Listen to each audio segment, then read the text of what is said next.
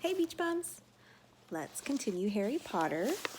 We are on chapter 11, which is called Quidditch. We finally get to see what Quidditch is really like. All right. As they entered November, the weather turned very cold. The mountains around the school became icy gray, and the lake like chilled steel. Every morning the ground was covered in frost. Hagrid could be seen from the upstairs windows defrosting broomsticks on the Quidditch field, bundled up in a long moleskin overcoat, rabbit fur gloves, and enormous beaver skin boots. The Quidditch season had begun. On Saturday, Harry would be playing in his first match after weeks of training. Gryffindor versus Slytherin. If Gryffindor won, they would move up into second place on the house championship. Hardly anyone had seen Harry play because Wood had decided that, as their secret weapon, Harry should be kept, secret. But the news that he was playing Seeker had leaked out somehow, and Harry didn't know which was worse, people telling him he'd be brilliant or people telling him they'd be running around underneath him holding a mattress. Why would they say that? Holding a mattress underneath him? Do you think they're teasing him that he's going to fall off? It was really lucky that Harry now had Hermione as a friend. He didn't know how he'd have gotten through all of his homework without her, what with all the last-minute Quidditch practice Wood was making them do. She had also lent him Quidditch Through the Ages, it's a book, which turned out to be a very interesting read. Harry learned that there were 700 ways of committing a Quidditch foul, and that all of them had happened during a World Cup match in 1473, that Seekers were usually the smallest and fastest players, and that most Quidditch accidents seemed to happen to them, that although people rarely died playing Quidditch, referees had been known to vanish and turn up months later in the Sahara Desert. Hermione had become a bit more relaxed about breaking rules since Harry and Ron had saved her from the mountain troll, and she was much nicer for it. The day before Harry's first Quidditch match, the three of them were out in the freezing courtyard during break, and she had conjured them up a bright blue fire that could be carried around in a jam jar. They were standing with their backs to it, getting warm, when Snape crossed the yard. Harry noticed at once that Snape was limping. Harry, Ron, and Hermione moved closer to block the fire from view. They were sure it wouldn't be allowed. Unfortunately, something about their guilty faces caught Snape's eye. He limped over. He hadn't seen the fire. But he seemed to be looking for a reason to tell them off anyway. "What's that you got there, Potter?" It was Quidditch Through the Ages. Harry showed him. "Library books are not to be taken outside the school," said Snape. "Give it to me. 5 points from Gryffindor." "He's just made that rule up," Harry muttered angrily as Snape limped away. "Wonder what's wrong with his leg." "I dunno, but I hope it's really hurting him," said Ron bitterly. The Gryffindor common room was very noisy that evening. Harry, Ron, and Hermione sat together next to a window. Hermione was checking Harry and Ron's charms homework for them. She would never let them copy. How will you learn? But by asking her to read it through, they got the right answers anyway. Harry felt restless. He wanted Quidditch Through the Ages back, to take his mind off his nerves about tomorrow. Why should he be afraid of Snape? Getting up, he told Ron and Hermione he was going to ask Snape if he could have it. "Better you than me," they said together, but Harry had an idea that Snape wouldn't refuse if there were other teachers listening. He made his way down to the staff room and knocked. There was no answer. He knocked again. Nothing. Perhaps Snape had left the book in there? It was worth a try. He pushed the door ajar and peered inside, and a horrible scene met his eyes. Snape and Filch were inside, alone. Snape was holding his robes above his knees. One of his legs was bloody and mangled. Filch was handing Snape bandages. "Blasted thing," Snape was saying. "How are you supposed to keep your eyes on all three heads at once?" Harry tried to shut the door quietly, but... "Potter!" Snape's face was twisted with fury as he dropped his robes quickly to hide his leg. Harry gulped. "I just wondered if I could have my book back." "Get out! Out!" Harry left before Snape could take any more points from Gryffindor. He sprinted back upstairs. "Did you get it?" Ron asked as Harry joined him. "What's the matter?" In a low whisper, Harry told them what he'd seen. "You know what this means?" he finished breathlessly. "He tried to get past that three-headed dog at Halloween. That's where he was going when we saw him. He's after what it's guarding, and I'd bet my broomstick he let that troll in to make a diversion." Hermione's eyes were wide. "No, he wouldn't," she said. "I know he's not very nice, but he wouldn't try and steal something Dumbledore was keeping safe." Honestly, Hermione, you think all teachers are saints or something, snapped Ron. I'm with Harry. I wouldn't put anything past Snape. But what's he after? What's that dog guarding? Harry went to bed with his head buzzing with the same question. Neville was snoring loudly, but Harry couldn't sleep. He tried to empty his mind. He needed to sleep. He had to. He had his first Quidditch match in a few hours. But the expression on Snape's face when Harry had seen his leg wasn't easy to forget. The next morning dawned very bright and cold. The great hall was full of the delicious smell of fried sausages and the cheerful chatter of everyone looking forward to a good Quidditch match. You've got to eat some breakfast. I don't want anything. Just a bit of toast, wheedled Hermione. I'm not hungry. Harry felt terrible. In an hour's time, he'd be walking onto the field. Harry, you need your strength, said Seamus Finnegan. Seekers are always the ones who get clobbered by the other team. Thanks, Seamus, said Harry, watching Seamus pile ketchup on his sausages. By 11 o'clock, the whole school seemed to be out in the stands around the Quidditch pitch. Many students had binoculars. The seats must be raised high in the air, but it was still difficult to see what was... Oh, the seats might be raised high in the air, but it was still difficult to see what was going on sometimes. Ron and Hermione joined Neville, Seamus, and Dean the West Ham fan up on the top row. As a surprise for Harry, they had painted a large banner on one of the sheets Scabbers had ruined. It said Potter for President, and Dean, who was good at drawing, had done a large Gryffindor lion underneath. Then Hermione had performed a tricky little charm so that the paint flashed different colors. Meanwhile, in the locker room, Harry and the rest of the team were changing into their scarlet, it's kind of this color, Quidditch robes. Slytherin would be playing in green. Wood cleared his throat for silence. Okay, men, he said. And women, said Chaser Angelina Johnson. And women, Wood agreed. This is it. The big one, said Fred Weasley. The one we've all been waiting for, said George. We know Oliver's speech by heart, Fred told Harry. We were on the team last year. Oh, hush you two, said Wood. This is the best team Gryffindor's had in years. We're going to win. I know it. He glared at them all as if to say, or else. Right, it's time. Good luck, all of you. Harry followed Fred and George out of the locker room and, hoping his knees weren't going to give way, walked onto the field to loud cheers. Madame Hooch was refereeing. She stood in the middle of the field waiting for the two teams, her broom in her hand. Now, I want a nice fair game, all of you, she said once they were gathered around her. Harry noticed that she seemed to be speaking particularly to the Slytherin captain, Marcus Flint, a sixth year. Harry thought Flint looked as if he had some troll blood in him. Out of the corner of his eye, he saw the fluttering banner high above, flashing Potter for President over the crowd. His heart skipped. He felt braver. Mount your brooms, please. Harry clambered onto his Nimbus 2000. Madame Hooch gave a loud blast on her silver whistle. 15 brooms rose up, high into the air. They were off.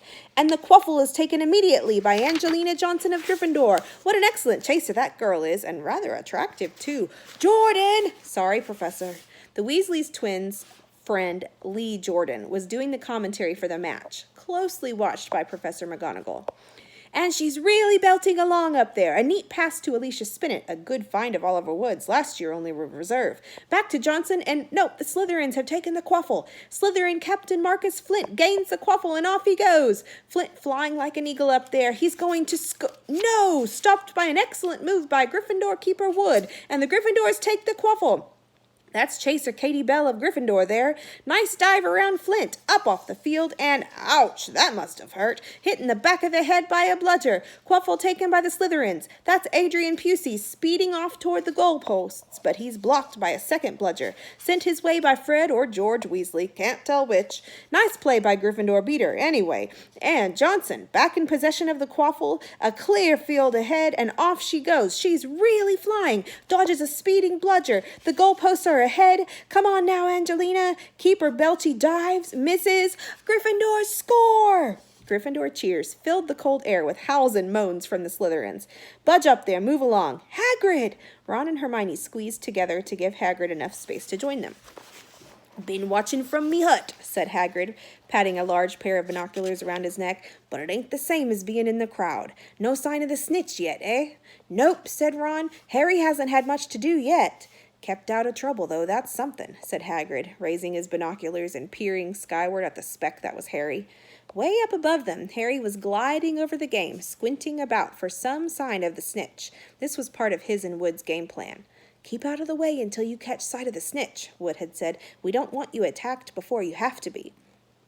When Angelina had scored, Harry had done a couple of loop-the-loops to let off his feelings. Now he was back to staring around for the snitch. Once he caught sight of a flash of gold, but it was just a reflection from one of the Weasleys' wristwatches. And once a bludger decided to come pelting his way, more like a cannonball than anything, but Harry dodged it and Fred Weasley came chasing after it.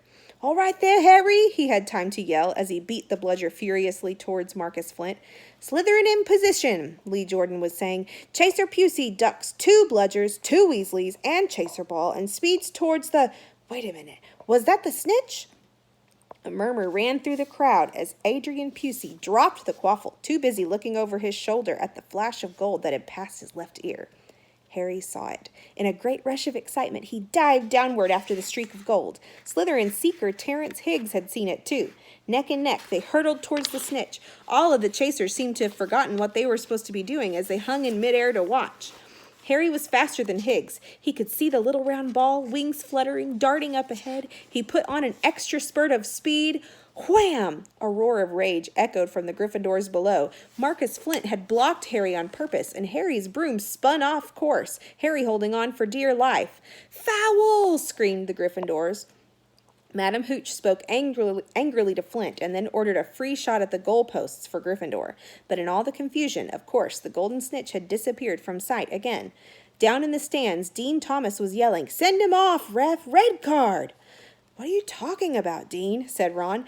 "Red card," said Dean furiously. "In soccer, you get shown the red card and you're out of the game." "But this isn't soccer, Dean," Ron reminded him. Hagrid, however, was on Dean's side. "They ought to change the rules. Flint could have knocked Harry out of the air." Lee Jordan was finding it difficult not to take sides. "So, after that obvious and disgusting bit of cheating—" "Jordan," growled Professor McGonagall. After that open and revolting foul." "Jordan, I'm warning you." All right. Flint nearly kills the Gryffindor seeker, which could happen to anyone, I'm sure. So a penalty to Gryffindor, taken by Spinnet, who puts it away, no trouble, and we continue to play. Gryffindor still in position." It was as Harry dodged another bludger, which went spinning dangerously past his head, that it happened. His broom gave a sudden, frightening lurch. For a split second, he thought he was going to fall. He gripped the broom tightly with both his hands and knees. He'd never felt anything like that. It happened again. It was as though the broom was trying to buck him off. But Nimbus 2000s did not suddenly decide to buck their riders off. Harry tried to turn back towards the Gryffindor goalposts. He had half a mind to ask Wood to call timeout, but then he realized that his broom was completely out of his control. He couldn't turn it. He couldn't direct it at all. It was zigzagging through the air and every now and then making violent swishing movements that almost unseated him. Lee was still commentating. "Slytherin in position. Flint with the quaffle, passes Spinnet, passes Bell, hit hard in the face by a bludger. Hope it broke his nose. Only joking, Professor. Slytherin score. Oh no." The Slytherins were cheering. No one seemed to have noticed that Harry's broom was behaving strangely. It was carrying him slowly higher, away from the game, jerking and twitching as it went. "Dunno what Harry thinks he's doing," Hagrid mumbled. He stared through his binoculars. "If I didn't know better, I'd say he lost control of his broom. But he can't have." Suddenly, people were pointing up at Harry all over the stands. His broom had started to roll over and over, with him only just managing to hold on. Then the whole crowd gasped. Harry's broom had given a wild jerk, and Harry swung off it. He was now dangling from it, holding on with only one hand. "Did something happen to it when Flint blocked him?" Seamus whispered.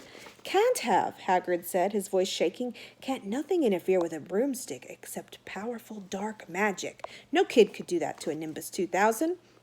At these words, Hermione seized Hagrid's binoculars, but instead of looking up at Harry, she started looking frantically at the crowd. "What are you doing?" moaned Ron, gray-faced. "I knew it," Hermione gasped. "Snape, look." Ron grabbed the binoculars. Snape was in the middle of the stands opposite them. He had his eyes fixed on Harry and was muttering nonstop under his breath. "He's doing something. He's jinxing the broom," said Hermione. "What should we do?" "Leave it to me." Before Ron could say another word, Hermione had disappeared.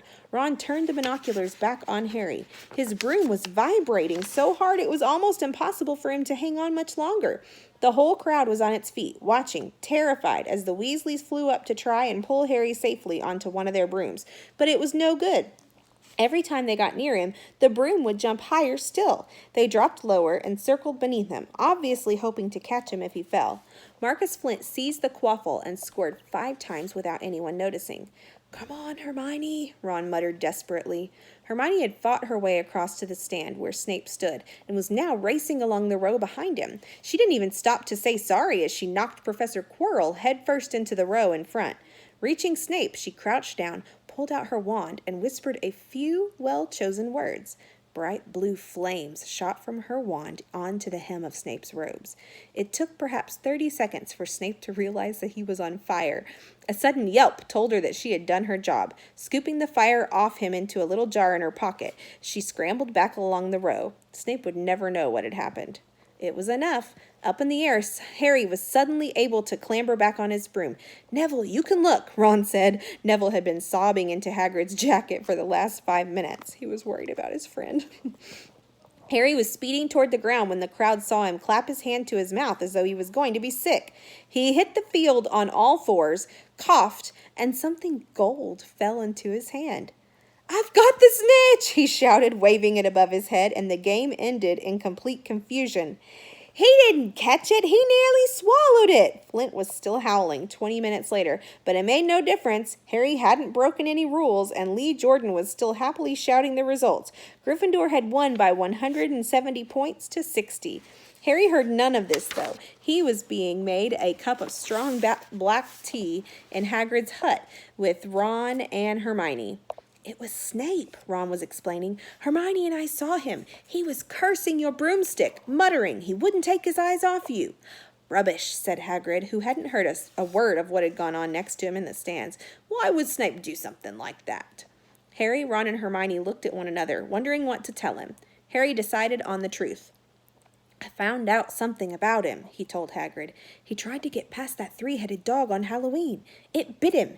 We think he was trying to steal whatever it's guarding." Hagrid dropped the teapot. "How do you know about Fluffy?" he said. "Fluffy? Yeah, he's mine. Bought him off a Greek chap I met in the pub last year. I lent him to Dumbledore to guard the—" "Yes?" said Harry eagerly. "Now, don't ask me any more," said Hagrid gruffly. "That's top secret, that is." "But Snape's trying to steal it." "Rubbish," said Hagrid again. "Snape's a Hogwarts teacher. He'd do nothing of the sort." "So why did he just try and kill Harry?" cried Hermione. The afternoon's events certainly seemed to have changed her mind about Snape. "I know a jinx when I see one, Hagrid. I've read all about them. You've got to keep eye contact. And Snape wasn't blinking at all. I saw him." "I'm telling you, you're wrong," said Hagrid hotly. "I don't know why Harry's broom acted like that, but Snape wouldn't try and kill a student. Now, listen to me, all 3 of you. You're meddling in things that don't concern you. It's dangerous. You forget that dog, and you forget what it's guarding. That's between Professor Dumbledore and Nicholas Flamel." "Aha!" said Harry. "So there's someone called Nicholas Flamel involved, is there?" Hagrid looked furious with himself, so they got him to tell him some secrets. Now they have some information to look up. Nicholas Flamel. Some guy is the secret behind all of this. All right, that's the end of chapter 11. Chapter 12 is called The Mirror of Erised. I'm not sure how to pronounce that, but I'll find out before next time. The Mirror of Erised. All right, that was exciting. I like Quidditch. Would you like to play Quidditch or watch Quidditch? I don't know if I would like to play it. I think I might get a little queasy up there in the sky on a broom, but I think it would be very fun to watch. I don't know.